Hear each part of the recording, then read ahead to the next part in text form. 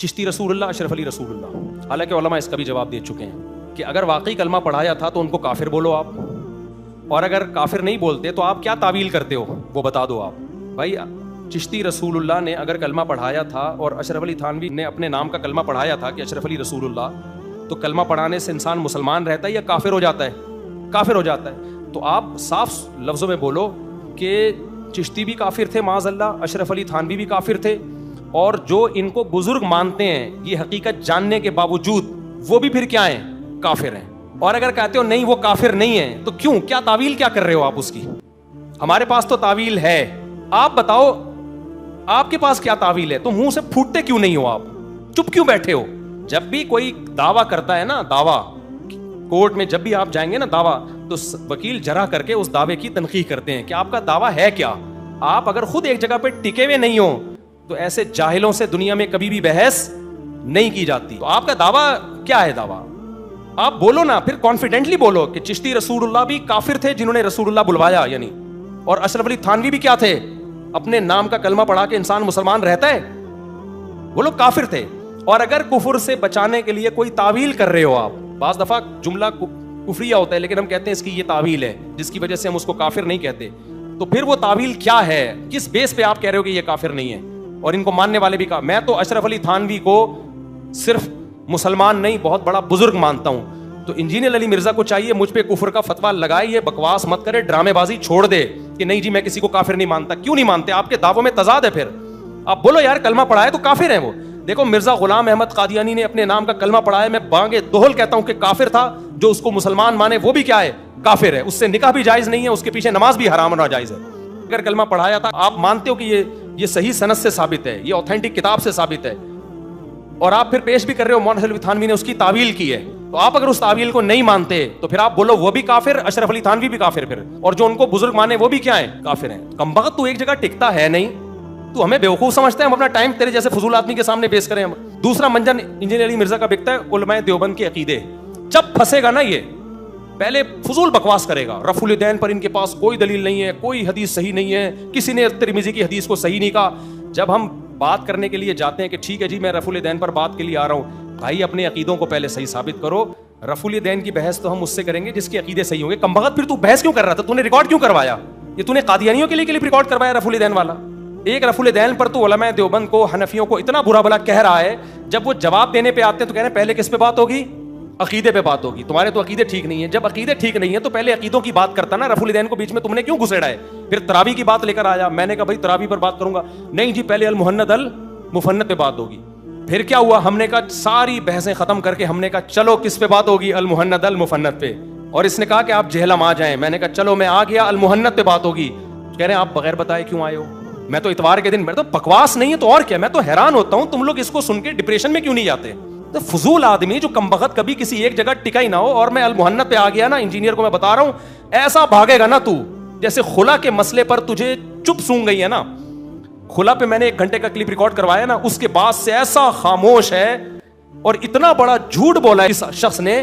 اس نے کہا ہے کہ مفتی صاحب نے اپنا نوالا میرے منہ میں ڈالنے کی کوشش کی ہے. میں نے تو یہ دعویٰ کیا ہی نہیں. یار تم صبح و شام پوڈ کاسٹ میں بھی کہہ رہے ہو کہ عورت یک طرفہ خلا لے سکتی ہے, شوہر راضی نہ بھی ہو تو بھی خلا لے سکتی ہے. صبح و شام تمہارے دعوے ہیں, میں نے تمہارے کلپ چلائے, اور تم پھر کس منہ سے کہہ رہے ہو کہ میں نے یہ دعویٰ کیا ہی نہیں ہے. اور کیسے بے شرم لوگ ہیں جو سامنے بیٹھے ہوئے ہیں, وہ کیوں نہیں پوچھتے کہ یار ہم تجھ سے قرآن و سنت سیکھنے کے لیے آتے ہیں. مفتی صاحب نے 1 گھنٹے کا خلا کا ریکارڈ کروایا, تو اس کا ترجمہ تو نے غلط کیوں کیا آیت کا؟ اس کا تو پہلے جواب دینا. اور یہ تو نے کیسے زنا کے اڈے کھول دیے کہ جج جب چاہے عورت کو طلاق دے سکتا ہے, اگرچہ گناہ ہوگا لیکن دے سکتا ہے. یہ کیسے تو نے کہہ دیا؟ اب اس کا جواب دینا. اسی طرح سے ریکارڈ کروانا جیسے مفتی صاحب نے ریکارڈ کروایا.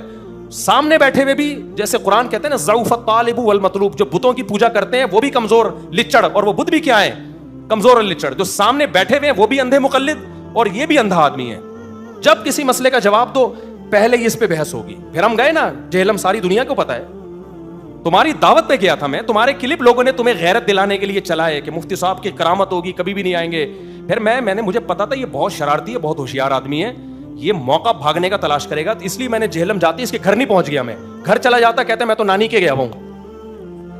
یہ کرنا تھا اس انسان نے, یہ کہتا میں تو پھپھو کا گیا ہوا ہوں, مجھے کیا پتا تھا. اس لیے میں نے جا کے ریکارڈ کروایا. میں نے کہا 48 آورز میں آپ پازیٹیو رسپانس دیکھ دیں کہ میں بیٹھنے کے لیے تیار ہوں. آپ ٹائم بتا دیں, دن بتا دیں, اگلا ہفتہ ہوگا, 4 دن کے بعد ہوگا, اس سے زیادہ فیئر کوئی ہو نہیں سکتا. اور میں نے بات یہ کی کہ حضرت معاویہ اور المہنت, رفع الدین تو میں لایا ہی نہیں. میں نے کہا بات کس پر ہوگی؟ المہنت پہ. خدا کی قسم جس میں کانفیڈنس ہوتا ہے نا اپنے عقیدوں کے صحیح ہونے کا, وہ اس طرح ببانگے دہل جاتا ہے, کھلے عام ویڈیو ریکارڈ کروا کے چینل پہ ڈالتا ہے, 48 گھنٹے کا ٹائم دیتا ہے, بھاگنے کے راستے روک دیتا ہے, پورا آپ کو حق دیتا ہے آپ ہی کے شہر میں جا کے. اور جس کے دل میں کالا ہوتا ہے, جس کے دل میں چور ہوتا ہے, جس نے سوائے فضول باتوں کے کچھ بھی نہیں کرنا, وہ بھاگتا ہے ایسے موقع پہ. تو یہ جو کہہ رہا ہے نا میں اس کو پکا کر رہا ہوں, یہ جو بار بار کہہ رہا ہے نا کھلا ولا نہیں, یہ تو فروئی مسائل ہیں, رفع الدین نہیں, یہ تو میں المہنت پہ, میں اس کو لڑکے مجھے کہہ رہے ریکارڈ کروا دو, میں نے کہا اس کو خوب پکا ہونے دو پہلے, بار بار اس کے منہ سے کہلواؤں گا المہنت, اس کے بعد میں المہنت پہ تجھے جو ذلیل کرنے والا ہوں نا, تو قوم کو منہ دکھانے کے قابل نہیں رہے گا. لیکن تیرے سامنے جو قوم بیٹھتی ہے نا وہ تجھ سے بھی زیادہ ذلیل ہے. وہ کہتی ہے بھائی جتنا مرضی ذلیل کر لو, ہم نے انجینئر کے نام کا کلمہ پڑھ لیا, اور المہنت پہ بھی میں اس کو ذلیل کرنے والا ہوں انشاءاللہ. المہنت پہ تو ہم جب گئے تھے نا جیلم, تو پورا رجسٹر ہمارا تیار تھا, پورے اس کے کلپ نکال کے رکھے ہوئے تھے, پورے عقائد پر جو بھی دلائل ہیں سارے وہ تو ہمیں تیاری کرنے کی ضرورت ہی نہیں ہے. اس پہ تو میں ٹھک ٹھک اس کی کلپ چلاؤں گا اور دلائل پیش کروں گا, یہ بھاگنے کے قابل نہیں رہے گا. لیکن خلا والے مسئلے پر ہمیں اندازہ ہو گیا کہ اس کے جو فینز ہیں نا وہ انتہائی درجے کے ڈھیٹ ہیں, وہ پیچھے ہٹنے کے لیے تیار نہیں ہے. یہ خلا کا مسئلہ جو تم ہے, کوئی فروئی مسئلہ تھا یہ چھوٹا سا, زنا کا مسئلہ ہے بھائی. اگر اسلام کے مطابق طلاق نہیں ہو رہی ہے اور آپ نے کہہ دیا کہ ہو گئی ہے, اس کا مطلب جب کسی اور مرد سے نکاح کرے گی وہ زنا کہلائے گا کہ نہیں کہلائے گا؟ آپ عورتوں کے لیے زنا کے اڈے کھول دیے اور آپ کہتے ہیں چھوٹے چھوٹے مسائل ہیں. اور کمال دیکھو, یہ سمجھتے ہیں ہم گھننے ہیں, ہم تو دیکھ ہی نہیں رہے, آفیشیل چینل سے ریکارڈ نہیں کروا رہا خلا پہ رپلائی, پیچھے ایک بندہ بٹھایا ہوا ہے کیمرے سے میری ویڈیو بنا, جیسے میں نارملی ایک بات کر رہا ہوں نا, ٹھیک ہے نا, کہ میں نے تو خلا پہ یہ کہا ہی نہیں ہے. اس کا ایک فین کا ویڈیو کلپ آیا تھا میرے خلا والے مسئلے سے پہلے, اور کہا تھا کہ دیکھیں مفتی صاحب ابھی کیا بات کرتے ہیں قرآن و حدیث کے ریفرنس کے ساتھ, دیکھتے ہیں تاکہ ہمیں بھی تو پتہ چلے قرآن و حدیث کیا ہے, کاش پہلے کر لیتے. تو پھر جب میرا کلپ آیا ہے نا تو میں نے کہا دیکھیں یہ جواب میں کوئی پی گیا بیٹھا ہوا, کل آیا پرسوں کوئی کلپ, اور کہا مفتی صاحب کو چاہیے انجینئر سے معافی مانگے. مجھے اندازہ ہوا, میں نے کہا یہ بڑی ڈھیٹ نسل ہے یار, اس کے فینز بھی اور یہ خود تو ہے ہی, بہت ہی کوئی ڈھیٹ نسل اللہ نے پیدا کی ہے. بھائی تم محنت المفنت کا مقابلہ نہیں کر سکتے. جب میں بتاؤں گا تو آپ کو پتہ چلے گا علماء دیوبند کے بڑے ہی خاندانی عقائد ہیں, بڑے ہی خاندانی. تو ایسے ہی تھوڑی پوری دنیا میں اللہ نے علماء دیوبند سے کام لیا ہے. پوری دنیا میں تم جہاں جاؤ گے نا علماء دیوبند کے مدارس نظر آئیں گے تمہیں. ساؤتھ افریقہ میں دنادن بھرے ہوئے ہیں, آسٹریلیا میں بھرے ہوئے ہیں, لندن میں تو اتنے مدرسے علماء دیوبند نے بنائے ہیں کہ فرانس میں اگر کوئی مفتی ملے گا نا, کہاں سے آیا, کہہ رہے ہیں لندن سے پڑھ کے آ رہا ہوں. جرمنی میں کوئی مفتی ملے گا, کہاں سے آ رہا ہے, کہہ رہے ہیں لندن سے. میں نے کہا لندن میں کب سے مفتی بنانا شروع ہو گئے, ٹھیک ہے نا, کہہ رہے علماء نے بنائے. پوری دنیا میں کام لیا ہے اللہ نے, تو وہ غلط عقیدے رکھیں. تو کچھ عقیدوں میں اس نے ڈنڈی ماری ہے.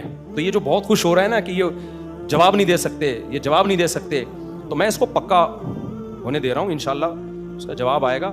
لیکن اس کی جو ڈھیٹ قوم ہے نا وہ نہیں مانے گی, وہ بڑی ہی, تو یہ دعوے پہ ٹکتا نہیں ہے. اس کا سب سے بڑا فالٹ پتہ ہے کیا ہے؟ تبھی یہ سامنے بیٹھنے سے بھاگتا ہے. کیوں؟ سامنے جب بیٹھے گا نا تو جس نے اس کو ٹکانا ہوگا وہ اپنی بات ریپیٹ کرتا رہے گا کہ سر یہ میرے سوال کا جواب تو نہیں ہوا, سر یہ میرے سوال کا جواب تو نہیں ہوا, سر یہ میرے سوال کا بار بار ریپیٹ کرے گا, تو پھر آدمی پھنس جاتا ہے.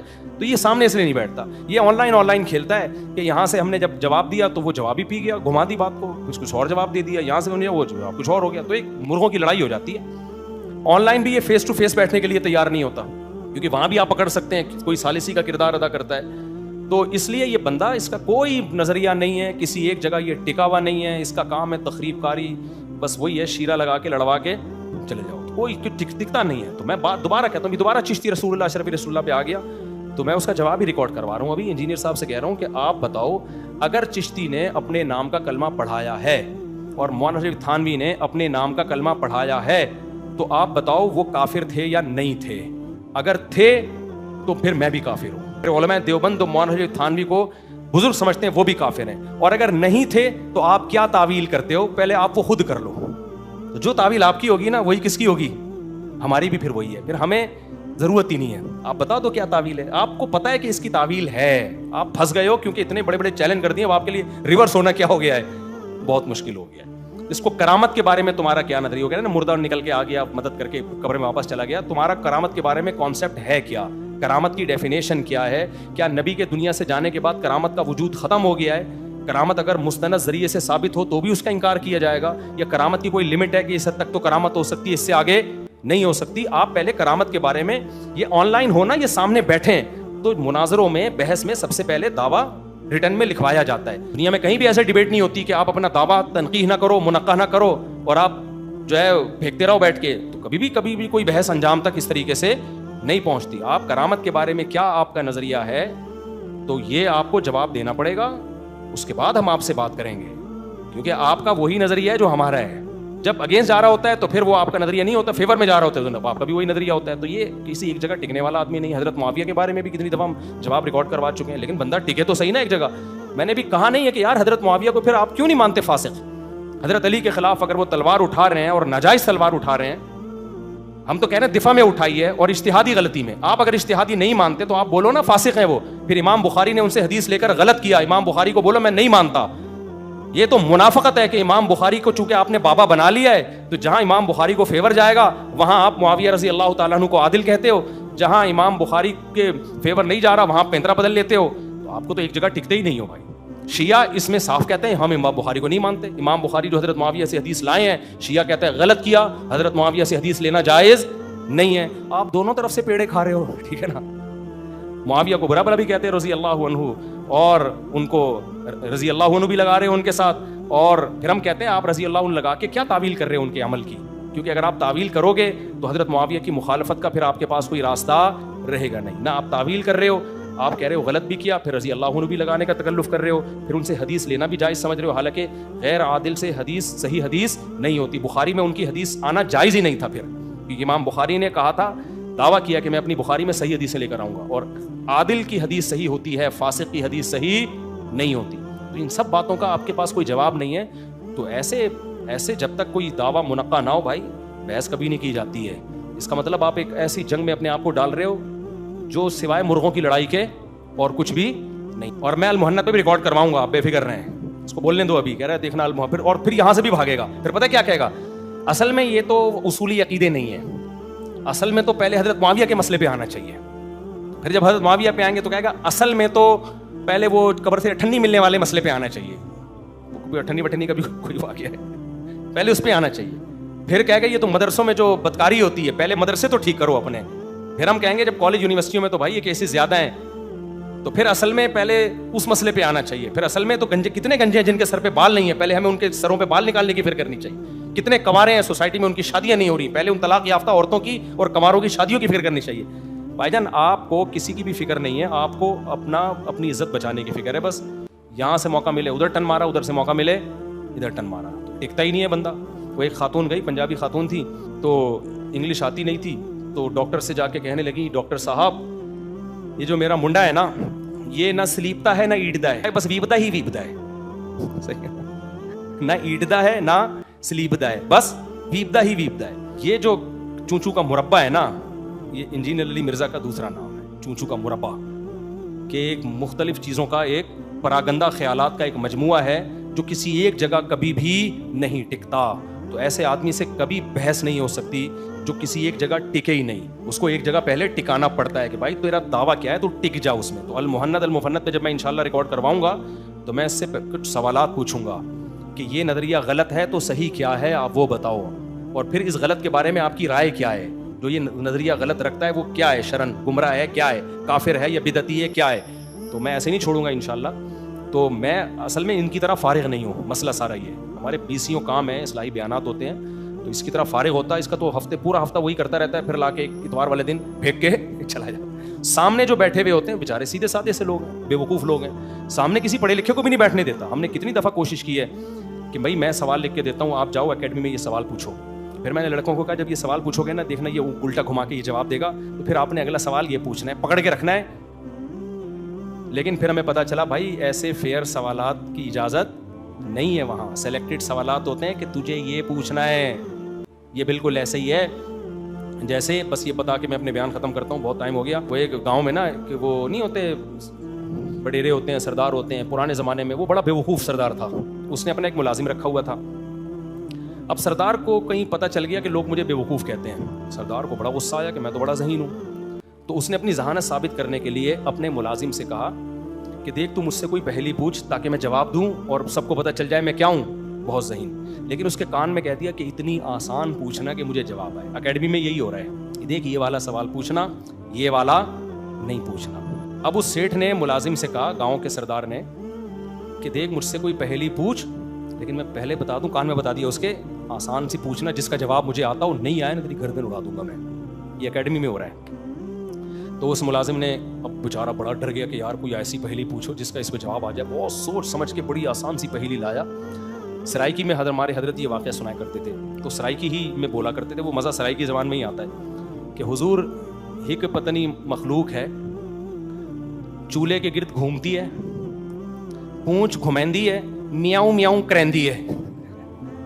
اس نے کہا ایسا نہ پونچھ اور چولہا اس سے بھی کم وقت کی سمجھ میں نہ آئے نا, پورا ایک کلیئر کٹ بات کرو کہ میاؤں میاؤں کریندی ہے.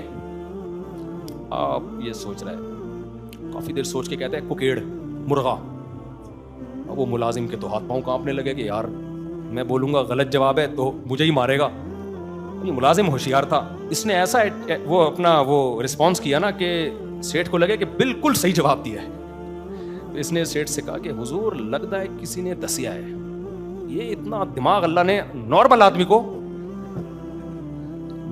آدمی کے پاس ایسی ذہانت نہیں ہوتی, بہت ہی کوئی لگتا ہے یہ کسی نے بتایا ہے. حضور آپ جھوٹ بول رہے ہو, یہ کسی نے کیا کیا ہے, بتایا ہے. کہتے نہیں, عقل جی دوڑ ہے. کیا ہے, عقل جی دوڑ ہے بھائی, دماغ کا کمال ہے. تو یہی حال ہے میرے بھائی, اکیڈمی میں سوالات پوچھنے کی کھلے عام اجازت نہیں ہے, ورنہ کتنے لوگ ہیں جو ترس رہے ہیں کہ یار ہمیں بھی آنے دو, ہم پوچھیں گے, یہ پوچھیں گے, وہ پوچھیں گے. تو وہ نہیں ہے بھائی, یہ پوچھنا ہے اور اس کا یہ جواب ہے. تو سوال ایسے ہوتے ہیں, محمود غزنوی نے ہندوستان پہ 17 کیا کیے, 17 کیا کیے, جواب 17 حملے کیے. اگلا سوال ہے کس نے ہندوستان پہ 17 حملے کیے, اس کا جواب ہے محمود غزنوی نے ہندوستان پہ 17 حملے کیے. تیسرا سوال ہے محمود غزنوی نے کس ملک پہ 17 حملے کیے, اس کا جواب ہے جی محمود غزنوی نے ہندوستان پہ 17 حملے کیے. چوتھا سوال ہے محمود غزنوی نے ہندوستان پر کتنے حملے کیے, تو اس کا جواب ہے جی محمود غزنوی ہندوستان پہ 17 حملے. اس طرح کے سیٹ اپ چل رہا ہے. اوپن سوال پوچھنے کی وہاں کسی کو اجازت نہیں ہے, ورنہ ہم بھیجنے کے لیے تیار ہیں بندے, وہ آپ سے سوال پوچھیں گے, آپ پھنسو گے بہت بری طریقے سے.